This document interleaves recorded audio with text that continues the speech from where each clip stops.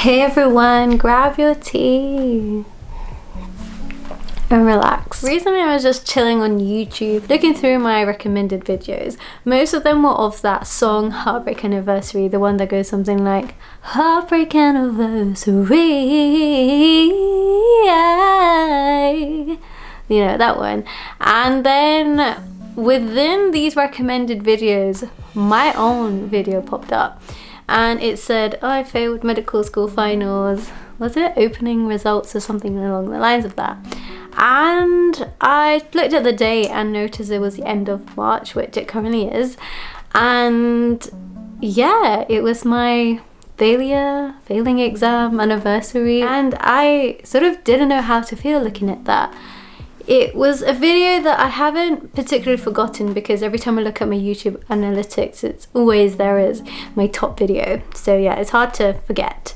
And do I want to forget that video? I do every now and then think, you know, now working as a doctor, colleagues are going to see that, and potentially patients in the future too. And it makes me a little bit worried that I might get judged based on that video.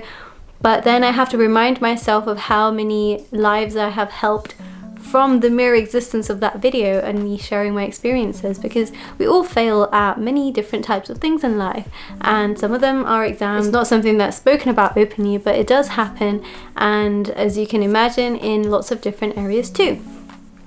And reminding myself of that, I then get motivated to keep the video rather than making it private or something. So I thought I'd come on here to just reflect. And one thing I wanted to say is thank you to all of you who believed in me, who thought that I would pick myself up after failing that final exam. Those of you who supported me, encouraged me, and sent me wonderful messages to help me through the period where I was resetting the exam. I haven't really planned this video. I thought I would just sort of hit the record button as I did that day of my exam and just sort of think out loud. I've noticed that my breathing has sort of sped up and I might be having a little bit of emotions associated with that video still. I'm feeling a little bit nervous. I feel pretty confident in saying that I am glad that I failed that exam. And the reason is I hadn't failed any official exams at medical school before that.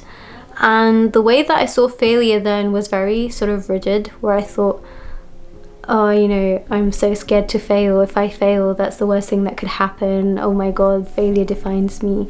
I had that sort of mindset somewhere early in mid school and even in A-levels. However, after failing that exam, if I wanted to stay resilient and come back stronger, there was no space for that old mindset. And I had to upgrade my mindset and also redefine how I saw failure. And since then, I've noticed, I don't know if it's just because I'm being recommended more of these videos or more of these are being produced or what, but on my recommended videos on my YouTube, when it's not like cover of songs and stuff, is videos about resilience and failure are popping up, and it's nice to be able to hear other people's perspective on failure. It's all pretty much been consistent stuff about how failure is the route to growth, and I have to agree with that. Having failed has made me not fear failure. Surprisingly, it's made me work hard in a way that I don't get complacent. Does that make sense? As in, I'm not working harder because I'm scared to fail. I'm working harder because I realized that complacency was the reason that I failed before. So yeah, I do feel that having failed, I have become a bit more of a hard worker, and that it might not be noticeable to other people because in the eyes of those around me, I have always been a hard worker. But I do feel that I work harder now and I'm a bit more time efficient. Yeah. Another thing I wanted to say is I feel that people often let failure define them, and they sort of think about the time that they failed in order to sort of make excuses for what their present day life is.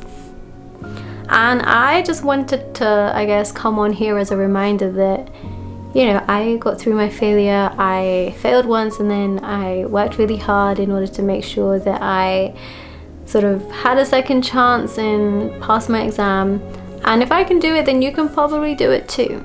Failure is like a cue for you to reassess your current situation and think of maybe different strategies or tweak your current strategies in order to come back stronger. And if that isn't a good thing, then tell me what is it. And the last thing I want to leave you guys with is a reminder that whenever people fail with whatever it is in life, whether it's at achieving their ambitions, their goals with something, their application for something, their exam, then initially it can feel a bit defeating to the person. And I was so fortunate for having you guys, as well as my close friends and family, who supported me through that in order to help me see failure differently. And as you guys may note from that video, if you haven't seen the video, then go and watch it. In that video, my brother really sort of helped me think along a healthy line.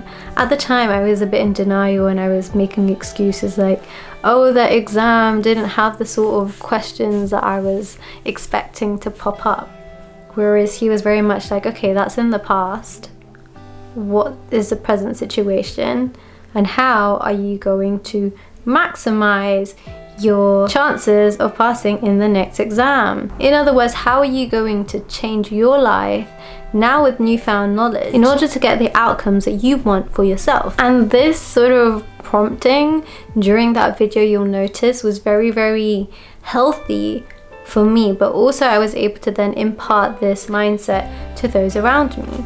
And here we are. I'm a doctor in London and I'm very satisfied with what I do every day. I find my job highly rewarding. I'm very happy with the way things panned out and I don't regret whatever happened in the past. I achieved one of my ambitions and you can do it too. Mwah.